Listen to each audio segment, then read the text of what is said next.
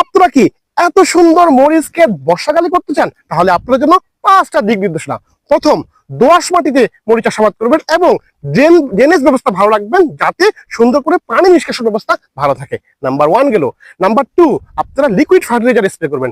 Liquid fertiliser dose হচ্ছে acre প্রতি 35 KG ড্যাপ এবং 2 কেজি হিউমিক অ্যাসিড। যেদিন আপনারা সার স্প্রে করবেন তার আগের দিন সুন্দর করে ঘুরিয়ে রাখবেন এবং গাছ প্রতি আপনারা 50 ml দিবেন। অর্থাৎ আপনারা 35 কেজি ড্যাপ এবং 2 কেজি আপনারা হিউমিক অ্যাসিড 550 লিটার পানিতে মিশ্রণ করে গাছ প্রতি আপনারা 50 ml করে গাছের গোড়ায় স্প্রে করবেন। নাম্বার 3, আপনারা নিয়মিত গাছের প্রকার এবং পচার স্প্রে করবেন।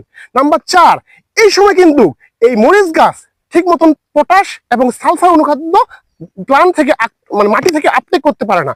এই জন্য আপনারা মাসে কমপক্ষে 2 বার পটাশ এবং সালফার অনুখাদ্য আপনারা স্প্রে করবেন। নাম্বার 5, অবশ্যই যখন মুষলধারে বৃষ্টি হবে তখন কোনো কথা ছাড়াই আপনারা গাছের গোড়ায় একটি ব্যাকটেরিয়ানাশক এবং একটি ছত্রাকনাশক স্প্রে করবেন। আশা করি বুঝতে পারছেন। আর এভাবে চাষাবাদ করলে আপনারা এরকম মাঠ ভরা মরিচের সুন্দর ফলাফল পাবেন।